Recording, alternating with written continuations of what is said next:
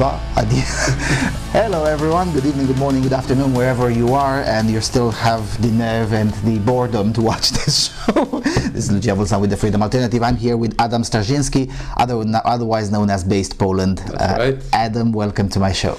Well, it's a pleasure. Well, I'm not going to ask about the conservative youth because you've already explained that in a previous interview with the chap from Rebel Media. I'll leave the links in the low bar if you're curious about that. So I'm going to ask something else. You're one of the new wave of diaspora people who, I would say, realized that Poland was already great. It doesn't need to be made great again. How does that rob people? Well, it's a process in the making, I would say. We have come a far way since the early 90s or even early 2000s. Of course, there is still, it should be improved. There is still much to do.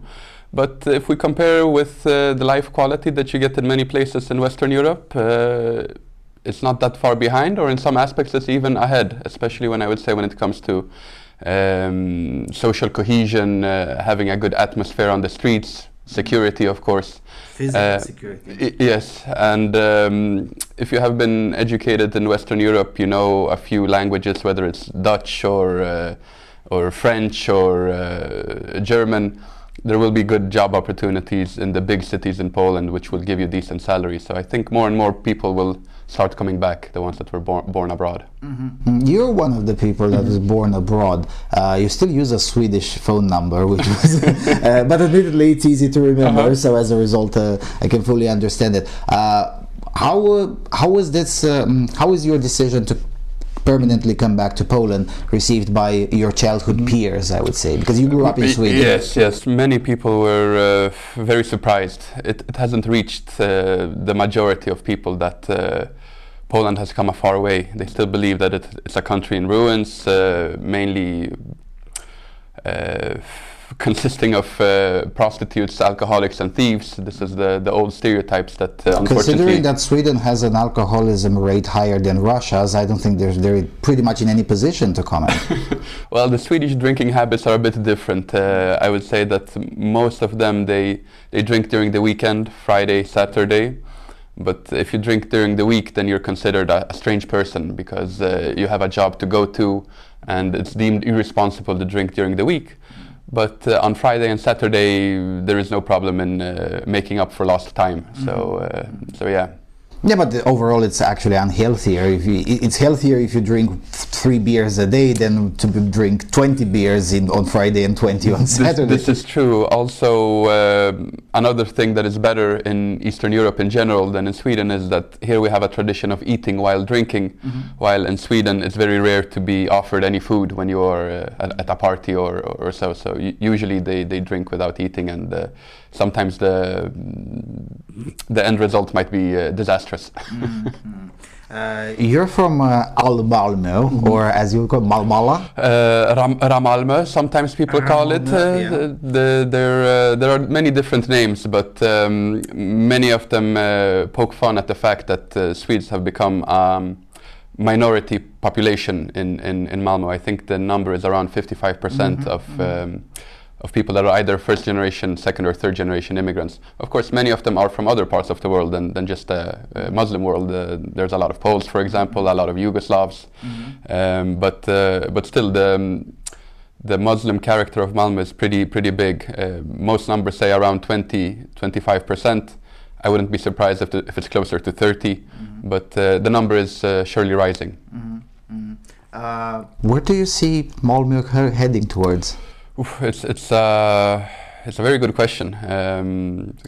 One of the reasons for why I left Sweden, I would say. I don't think it's heading in a positive direction.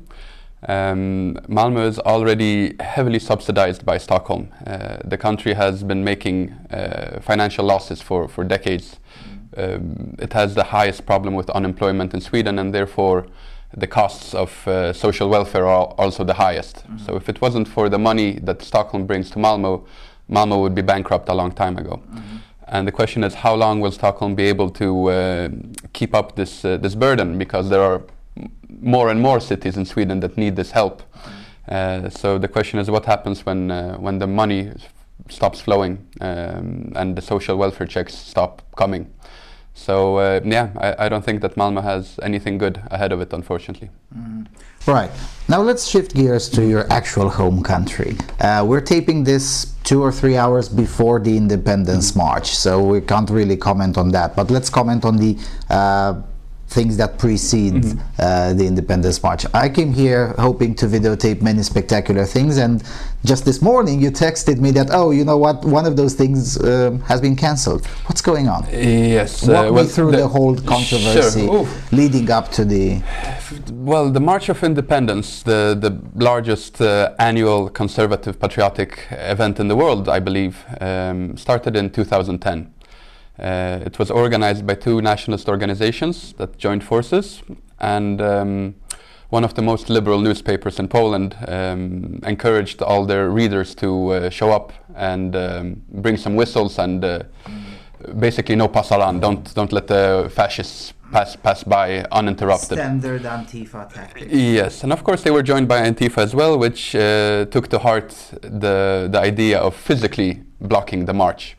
So in 2010 there was some violence. The police had a difficult time of separating the 2 groups, but it really infuriated a lot of Poles. And the next year in 2011, because in 2010 it was around 1,000 people maybe on both sides each. In 2011, though, Poles had been infuriated with what happened in 2010. They felt that it was a disgrace that they can't choose what march to attend and to just march the streets of their own city. So in 2011, something like 10 to 15,000 conservatives showed up for the march. And now not just the nationalist activists from these organizations, but also regular conservatives. And since then, the march has grown in size, and from around 2012, 2013, it numbers more or less 60 to 100,000 people each year. So it has grown a lot in size. The first few years were marred in violence. 2011, 2012, 2013, and 2014 we had many incidents. There were big clashes between the police and it was also a large element of football fans that arrived in the first years of the march. Many of them are used to confronting the police at the stadiums. And sometimes for good reason. Let's not pretend that the police are the nice people here. Sometimes they are, but oftentimes they're not. Sometimes both sides are eager for a fight, I would say. For sure. There's a lot of testosterone in there usually at those stadiums. But also at that time we had a liberal government in place in Poland, and many speculated that they had incentivized the police to provoke the marchers as much as possible, to be as close to them as possible, blocking their path through, and using provocateurs, agent provocateurs, policemen that were dressed as civilians, that were egging other people on to attack the column of the police, throwing objects in their direction. So it was quite controversial. But since the conservative government came to power in 2015, the marches in 2015, 16 and 17 were all completely peaceful. No violence between the police or the marchers, or between the left-wing extremists and the participants of the march.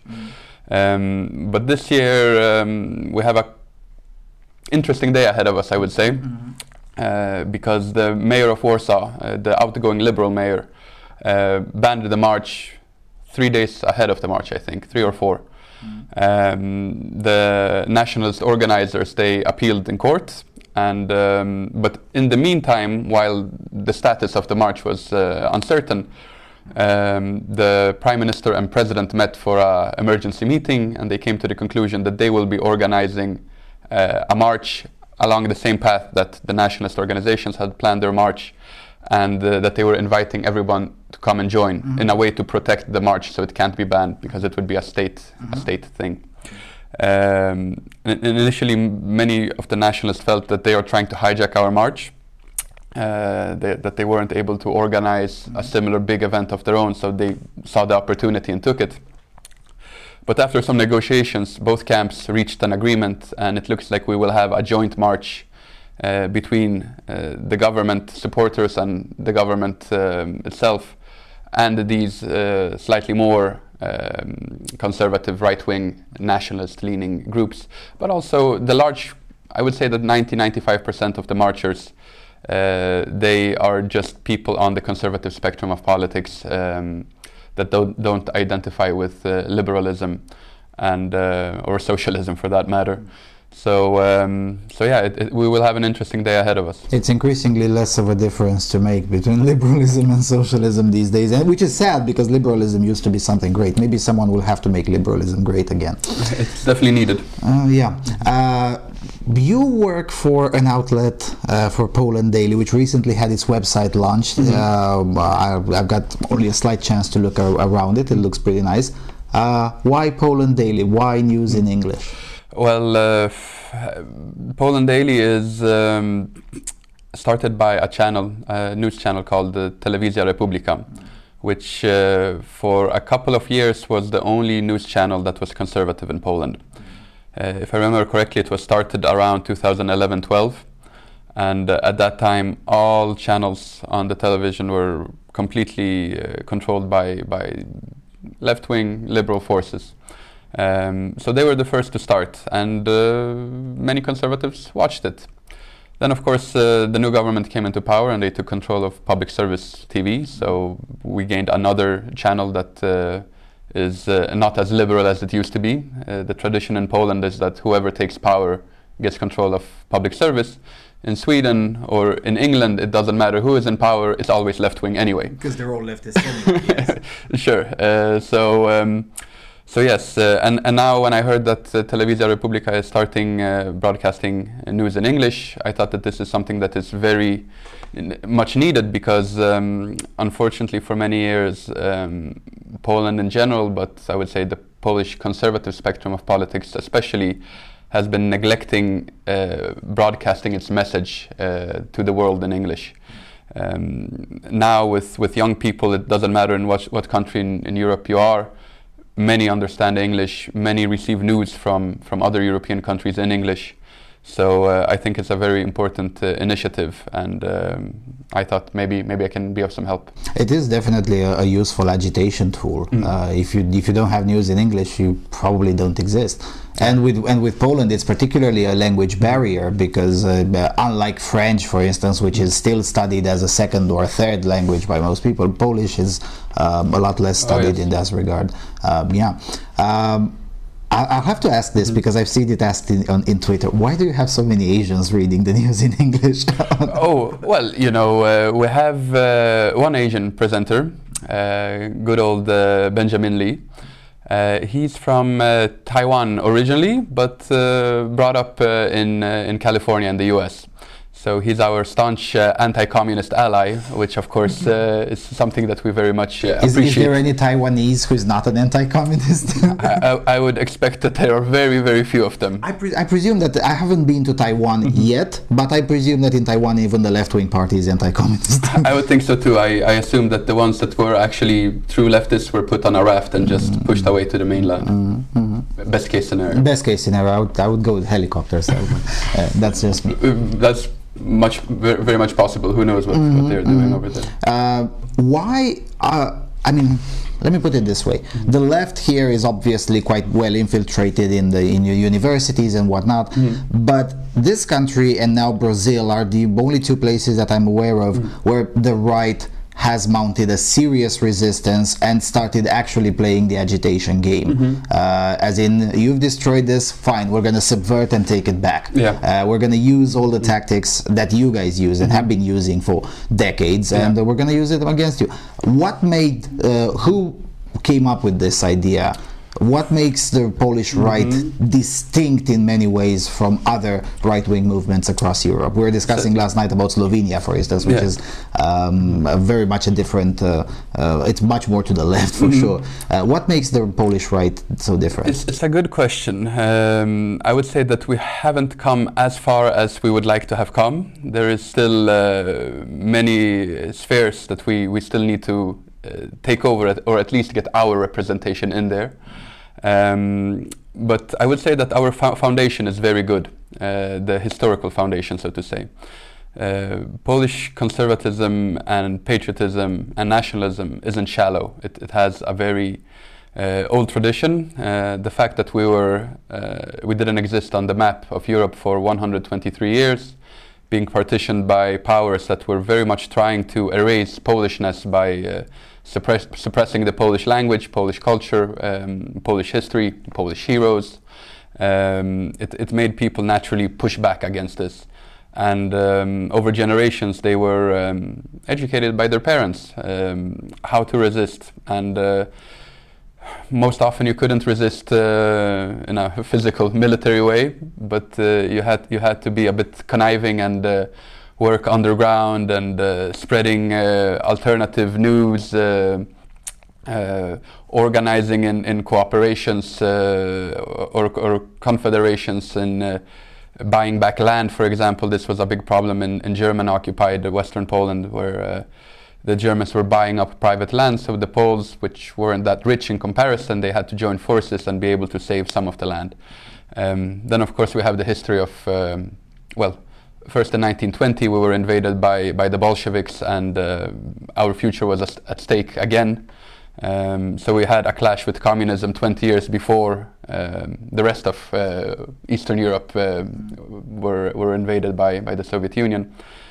World War II, of course, is the biggest disaster in our history. We lost almost 20% of our population in that war, which is an insane number. And it was followed by 8 years of harsh Stalinism, which is also a system which not many other countries have experienced. And then we had another 30 years or so of communism, which wasn't as bad as Stalinism, but it was very definitely on the same spectrum. Sure. Very different from at least what Western Europeans would live through in the 70s and 80s. No, for sure, especially in the 80s. Yeah, so I would say that Poles have been hardened in battle, so to say, and once we regained independence in the 90s, it was a slow start, unfortunately, because our transformation didn't work as well as many people in the West believe. You could summarize it by saying that the liberals, they joined forces with the old communist elite, and together they created a system which we here in Poland call post-communism.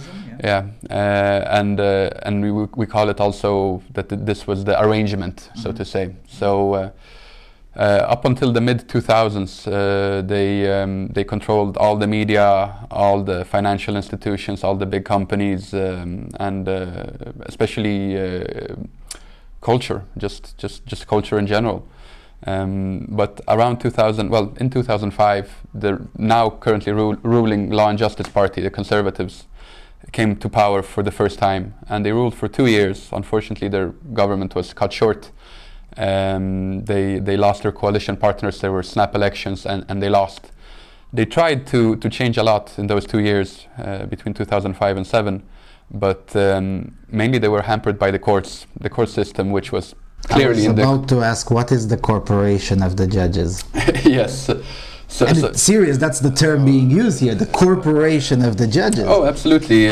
Corporation, or the caste of judges, the special caste. So in 2007 you could say that they managed to stop the government in many cases. And I guess now that the government came back to power in 2015, and for the first time they had their own majority, they didn't need any coalition partners. And they've gotten smarter and started replacing the judges. Yes, they felt that a reform of the judicial system is very much needed, and it is, because many of these judges, the ones that were active in the 80s and were sentencing dissidents to prison sentences and served in a system where we actually had death squads that were killing people, maybe not in the thousands, but they did assassinate many important people for us. For example, our priest Jerzy Popiełuszko, who was beaten to death and drowned in a river by people from the Secret Service. So there is a famous Polish, he's a traveler, writer. He used to say, "Everybody away," or "Everybody gone," "Everybody must go."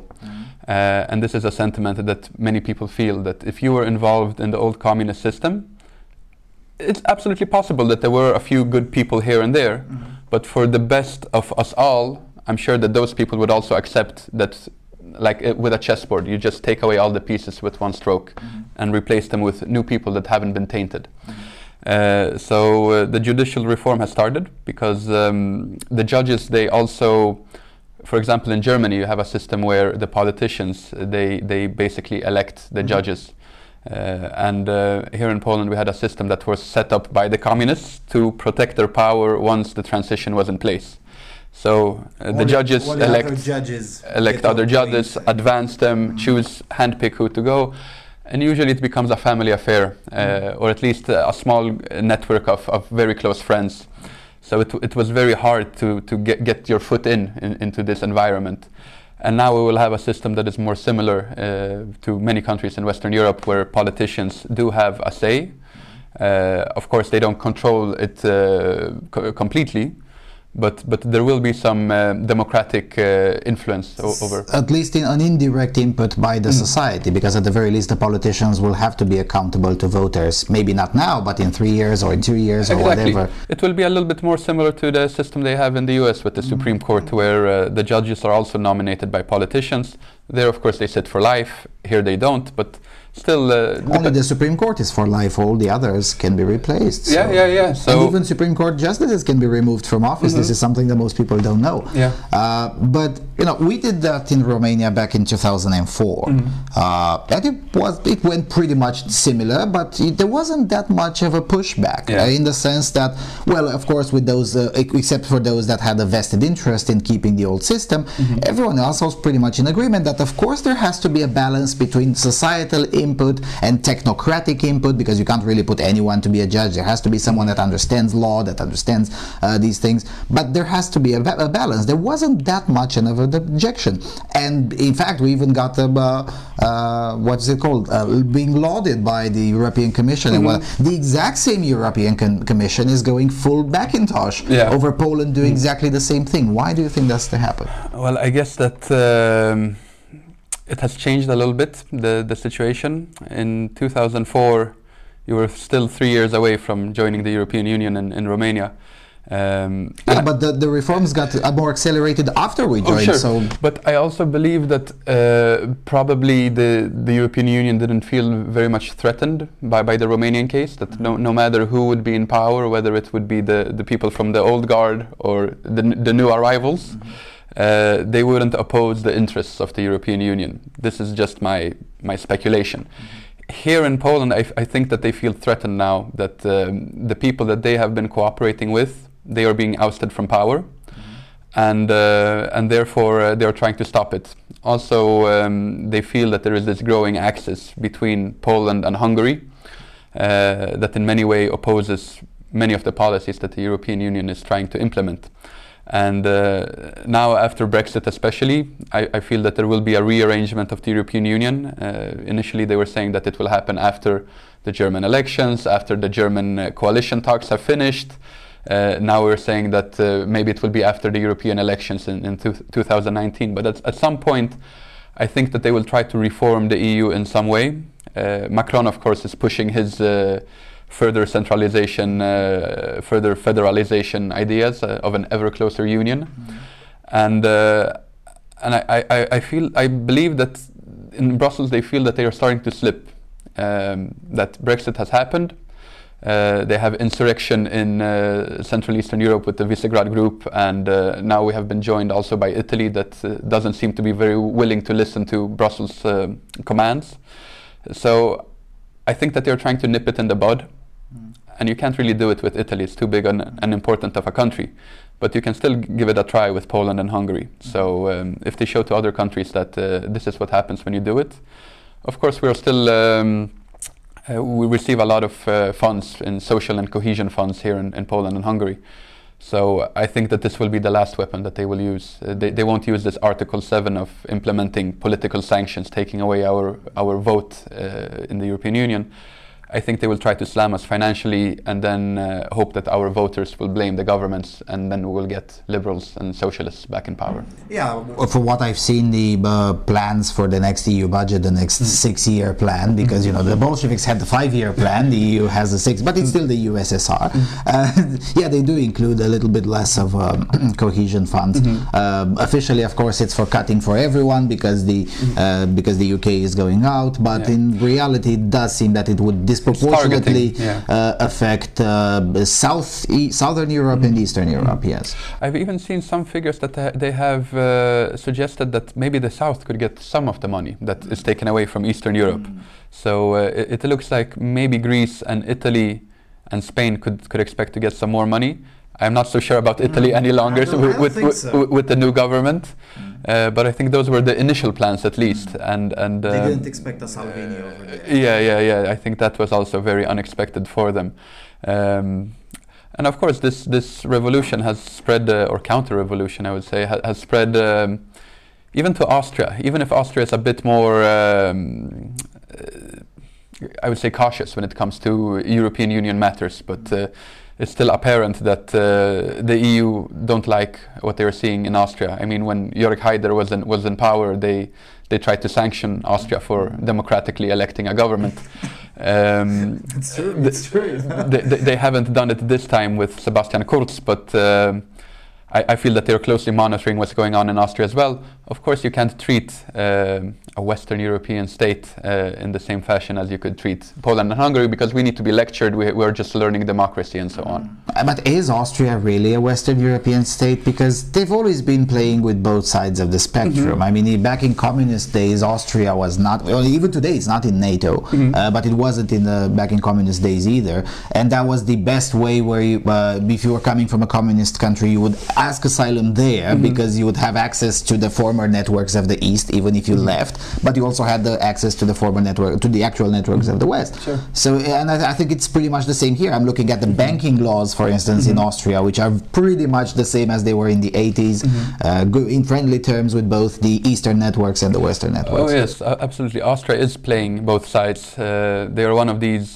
countries in Europe that wants to portray itself as neutral in many ways. So it comes into the same. Neutral as Switzerland, but definitely Sweden, Switzerland, Austria less. Yes, that's true. But they are also trying to be the bridge between East and West. I mean, the Red Army left Austria in 1955, if I remember correctly, and since they have been trying to stay friends with both sides. Well, we recently saw that Putin, for example, visited the foreign minister of Austria at her wedding. So it looks like they are trying to stay in good touch with both sides. Austria has, for example, also supported the Nord Stream gas pipeline that goes between Russia and Germany, despite Austria being a member of the Three Seas Initiative, and basically all the other Central European countries oppose the project. So yes, Austria is definitely not the strong ally that many conservatives in Central Eastern Europe believe. But at the same time, I feel that Brussels aren't that favorable to the current government in Austria either. Do you expect anything to change in Austria in the next, let's say, 5 years, other than shutting down some mosques and doing some of the things that are really needed in terms of border security? I mean, that had to be done. It doesn't really matter. But geopolitically, not so much. I think that the conservatives are in power and will stay in power for another 8 to 10 years. After that, it's hard to say. But I think that the shock that the Austrians received in 2015, when these tens of thousands of migrants walked across Hungary first, and then through Austria and up to Bavaria, I think that still sits in the mind of the Austrians. And of course, the Austrians are a very different people than the Germans, and especially the northern Germans. They have this tendency to remain conservative, and I feel that they felt so threatened in 2015 that this shock to the system will keep the country conservative for another 2 terms in office, probably. But when it comes to EU matters and politics, I believe that what we can count on here in Central Eastern Europe for Austria is to be something of our spokesman, when it comes to defending the external border of the EU. That they will also be pushing for making sure that the masses of migrants that used to arrive in the EU won't be coming in as large numbers. Hopefully Austria and Italy here could be in Italy we have a different situation, because there we have or different, maybe slightly more difficult, because the Five Stars movement, they are in favor of relocation, these migrant quota relocations to all of Europe. But it seems like Salvini and the Lega party have in recent times been trying to convince them that we just need to stop these boats from coming altogether. So if we could get Austria and Italy to join our side, then it would be easier to convince the rest of the countries in Western Europe. Right, but you described it pretty accurately, the situation in Austria, but whenever I bring this argument, I'm being told, okay, fine, but Poland didn't get any migrants, Romania didn't get any migrants, Bulgaria not so much, I mean at first, but then not so much, because they built a wall with Romanian funds, by the way. But anyway, why does Poland still stay conservative even after, even without without suffering any effects from it? It was also interesting how the Poles reacted in 2015 to the migration crisis, because as you say, they didn't walk through our country. We basically didn't see them coming. But having this collective memory of past invasions of foreign people coming to our land, settling it, trying to change it, they reacted very nervously. And immediately when the EU announced, this was I think in August or September 2015, that they are considering these, and also I like how they chose the worst possible name to make people afraid, permanent and mandatory migrant relocation quotas. It can't sound more Soviet than that. So we had large demonstrations in many Polish cities, thousands and thousands of young people that marched on the streets and said absolutely no migrant quotas. We are a sovereign nation and we decide who gets to come here and live with us. I would say that feeling has died down a little bit. People aren't as concerned about it anymore, which I think is not a good thing, because we need to be ready for action at any time, because I feel that even if in the recent months the European Commission and many EU leaders have stated that it's not the main solution that they are looking at the moment. Well, of course, there's elections very soon. Of course, they're not going to talk about the worst possible outcome. So I think that they are just waiting for a moment of opportunity before they will be able to push this issue again. Yeah, let's say June 2019, after the election. Very likely, and especially summer season starts again, and we all know that the number of migrants, they quadruple or increase by tenfold during the summer. So it will be interesting to see what happens in the summer of 2019. The summer of 2018, of course, was that the migrant flow, at least on the oceans, on the sea between Turkey and Greece and between Libya and Italy, decreased significantly. But the migrant routes went over Morocco instead and over to Spain. So it will be interesting to see if they manage to keep Italy and Greece secure, and if Spain would be able to join. I would say that with Spain it looks less likely with the socialist government in place. But maybe we'll see a counter-reaction in Spain too. There is this new Vox party which is growing pretty quickly. They had recent meetings where they gathered 10 or 11,000 people for a very impressive convention.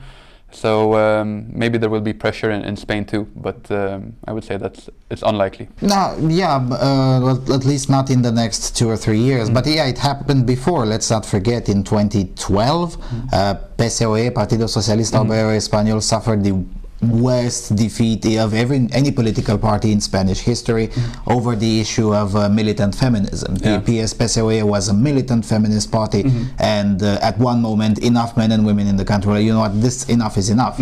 And now with this migrant thing, it has enough time to fester by 2020, 2021, and probably we might see this again. I mean, Spaniards are pretty, I mean, I should know, I'm Latin, just like they are. We're pretty reactionary on these kinds of things. I mean, when the backlash backlash comes, it comes really, really fast. Yeah, it's also interesting to see how it changes the policies of the main conservative party, the Partido Popular. Their new leader, Pablo Casado, seems to have a very different attitude towards migration than the previous leader, Mariano Rajoy. Yeah, he's definitely of a different breed. So maybe there could be some kind of... there is this party, Ciudadanos, which is hard to really grasp your head around. They are hard to classify, but... Some say they're a centrist party. Other people claim that they're actually a far-right party. I wouldn't call them far-right at all.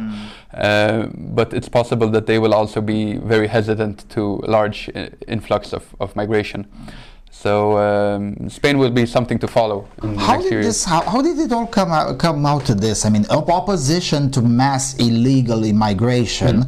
In 2002, I remember this clearly.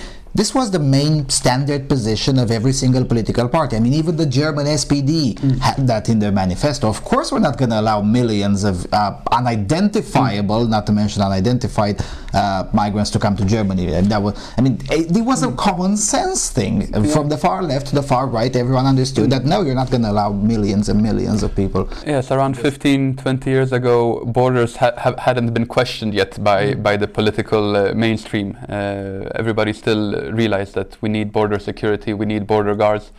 Sure, if a few persecuted political dissidents from a certain country that have a history of having been persecuted, if they arrive at our airport and they apply for asylum, then we will consider giving them asylum through a normal process. But having caravans of thousands and thousands of people, which we saw at the Western Balkan migration route, for example, where you have thousands of people throwing rocks at border police, trying to storm borders, tearing fences down.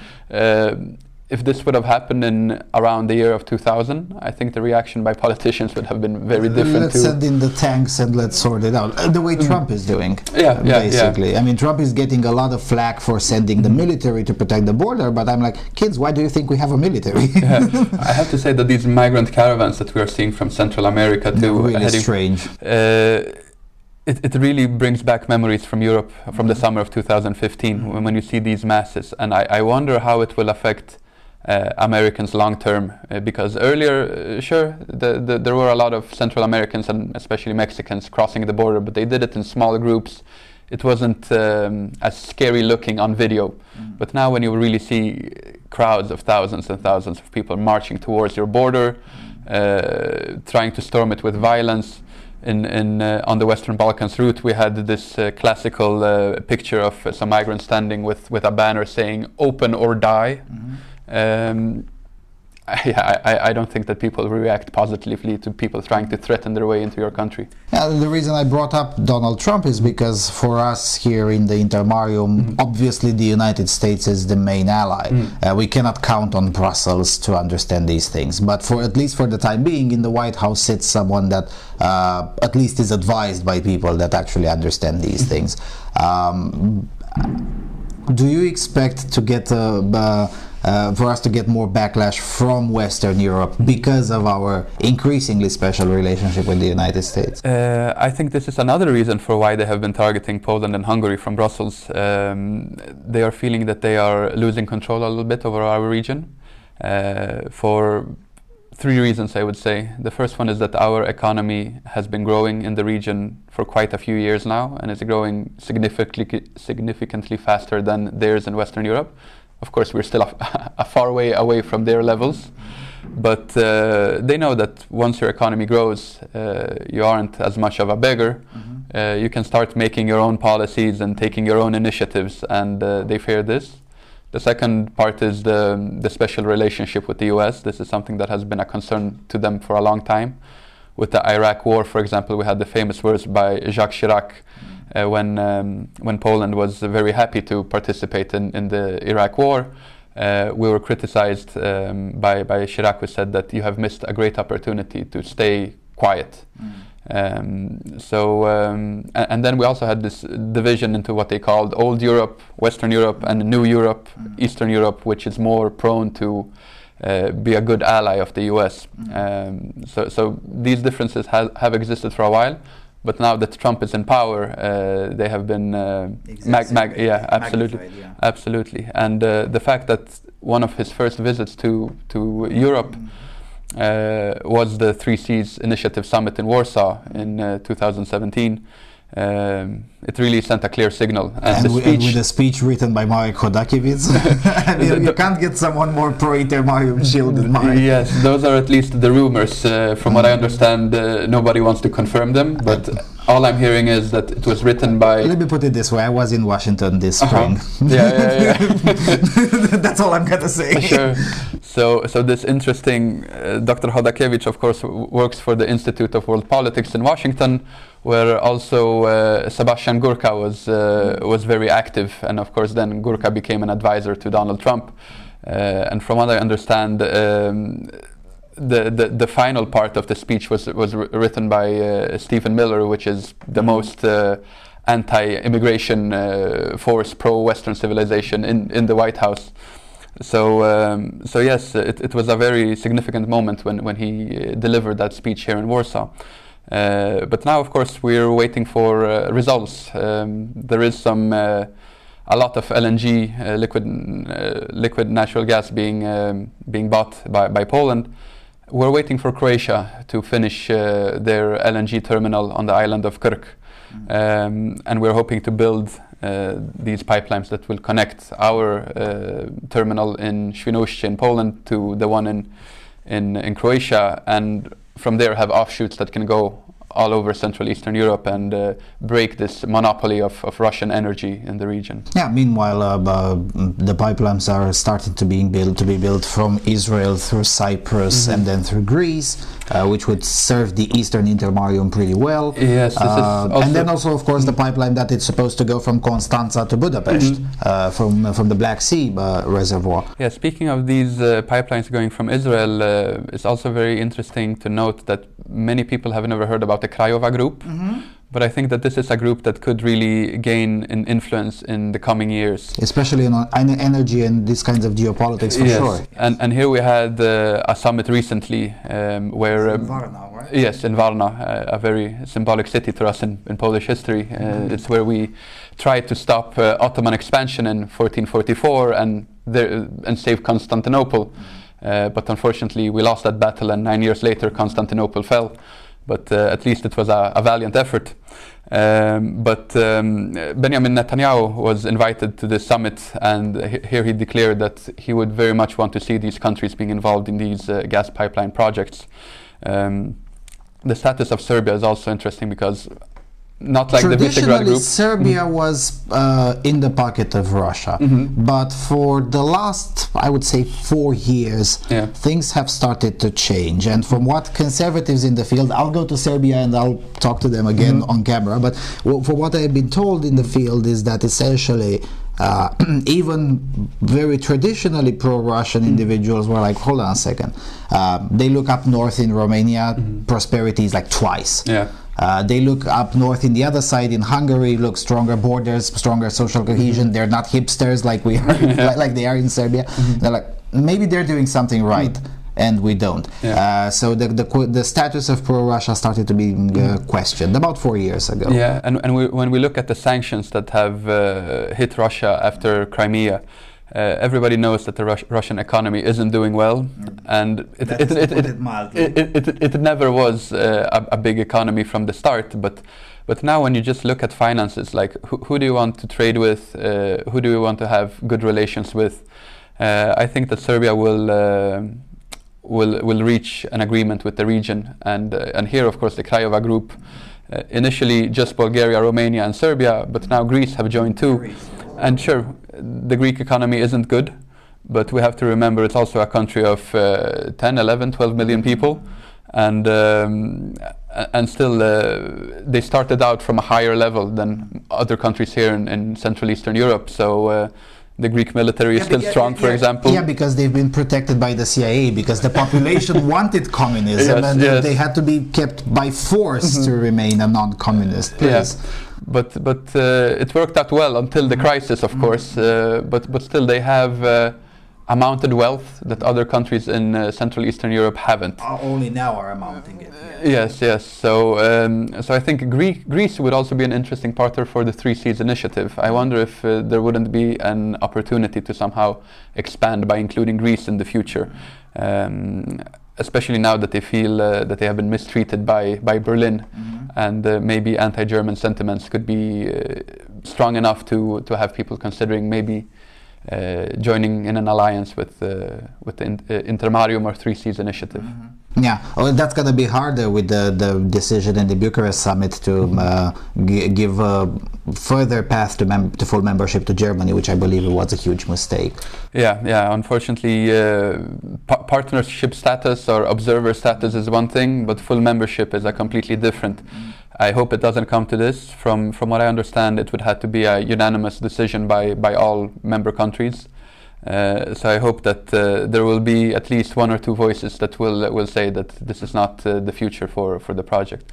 Going back though to Central Eastern Europe and why Western Europe are starting to feel that we are getting away of their grasp a little bit, or their grip, is China and China's increasing position. Of course, this One Belt, One Road initiative and the 16+1 format, where China has annual summits with 16 countries, basically most of the countries of the Three Seas initiative, plus Ukraine and a few other countries that aren't in the EU. It hasn't brought us the results that we wanted to see very quickly, but we also know that China works in decade-long spans. So if this cooperation can continue over the years and develop into something, then I think that China, just through pure geography, that we are closer to China than, say, Portugal is. So I believe that you can see Chinese influence in Ukraine, for example. And Budapest. Yeah. Hungary too, yes. 15, 20 years ago, what China would have no influence on, for example, the Russian-Ukrainian conflict. Today, even if they don't have a determining voice, their voice still needs to be taken into concern. And this is a development which I think will only increase in the coming years. China will be getting more and more interested in our region. Yeah, I was mentioning Budapest because if you remember 4 years ago, Orban was a little bit friendlier with Russia than he is now. And one of those reasons is because there is a huge building in Budapest called the Bank of China, which actually has a direct lobby inside the government. And look, you're harming our financial interests by being too nice to Putin. And look, could you please stop doing that? And it sort of happened. I mean, over the last 2 years, we've seen a lot less of the cuddling relationships that at least us in Romania and you guys in Poland have been quite wary about it, because we're like, we kind of like Hungary, but please, I don't know. But and in that particular respect, obviously, the Chinese influence has been positive, but I'm personally not particularly fond of overall long-term Chinese influence, because that usually doesn't end well, particularly when we're talking about the Communist Party of China. Yeah, of course we have bad experiences with communist parties in the past. The only thing that could be good in this position is, of course, that they are very far away, and we have a lot of countries in between us as a buffer. And hopefully our region, the countries of our region, will be able to use and give the Chinese a slice of the pie, so to say, to be able to balance between different powers in the region. So if we could counter some of the German influence or Western European influence by working closer with the US and China at the same time, but without giving away too much influence, of course, we want to, of course, stay sovereign and independent. I think that this could be a recipe for the future, but of course we need to be careful. Balance to strike. Yes. So it needs some good politicians to manage it. Yeah, and let's not forget we're still talking about the United States, where well, it's not a democracy, but definitely leftism still has a serious influence there. I mean, we cannot count on a Trumpian-like administration. This is also over the long run. Yeah, this is something we need to keep in mind. I think that Trump will get a second term, But after that, it's hard to say in what direction the U.S. will go. Mike Pence? Who knows? Maybe in the future. But I think there could be a Democrat president between Trump and Pence. Unfortunately, the question is also, I'm very afraid about the situation in Texas and Florida. I think that those two states, unfortunately, will be going Democrat, and they will stay Democrat for the foreseeable future. And it's very possible that somewhere from around the late 2020s, the early 2030s, we could have a situation in which the Democratic Party will control America for a couple of decades. We should try to stay on good terms with the Democratic Party as well here in Central Eastern Europe, even if it's very tempting to completely cut all ties with them. But we will have to try to stay as strong as possible when it comes on cultural issues and say thank you, but no thank you. We don't want anything that you have on Berkeley or that's pretty much the main difference between us and the Democratic Party, because their economic policy when it comes to geopolitics is not necessarily a catastrophe, but the cultural influence of the Democratic Party is something that we definitely don't need here in Denmark. This is something that we would have to tell them very, very straight up, that we're happy to cooperate with you on any international politics, trade relations, any intra-European issues, and trying to keep the German power in balance and so on. We are your partners, but please don't bring the intersectionality here, because you're gonna get intersected between my sword and that guy's weapon. That's the only kind of intersectionality.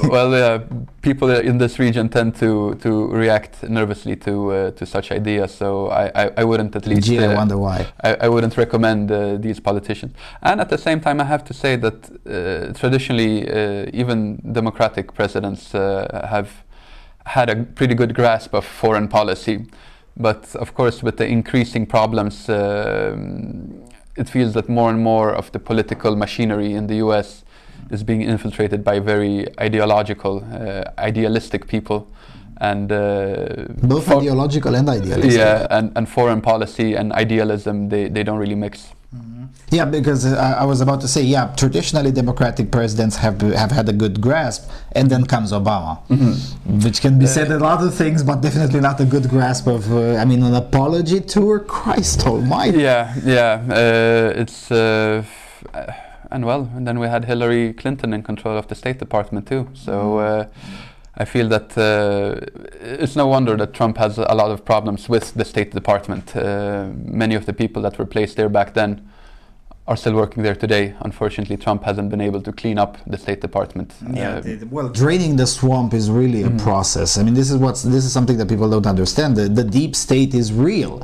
It's not the way you see it in the conspiracy theories, but the deep state is still real. This whole video is basically about the deep state. Here it's the corporation of the judges. There is all of those little clerks and small-time bureaucrats that have been there since forever. Many of them are 25 years into their tenure, and they all live somewhere around Washington. It was very interesting watching the elections, and with Trump doing so well, anything that was basically more or less 40, 50, 60 miles away from Washington, as long as it's too long for you to commute to Washington, you can be sure that those people are going to vote for Republicans and Trump. But anything within 30, 40, 50 miles of Washington, you don't get areas that are more Democrat than that. Even California. California is a bit redder than the suburbs around. Alexandria and all of those places that are not technically in Washington, but literally in Washington. They're a continuation of the city. Deep blue, because almost everyone there works for the government. And who you're going to vote for if you work for the government? The party that at the very least wants to keep the government as it is, if not grow it further. All right. I guess this concludes the part one, because you have to be somewhere else, and That's the true. march starts in 47 minutes, Oh, yeah. according to the TV over there. So yeah, I'm gonna go grab that tripod probably, and get all the footage for the. And maybe by the time I leave Poland, maybe we get. Hopefully we'll get a second part. Hopefully we'll get to do a second part, and because there's a lot of more things that I want to talk to Adam, and it's really fun chatting with you. But in case we don't get to do a second part, tack så mycket. Thanks a lot for coming. Thank you very much. Thank you for coming to my show, and see you all soon.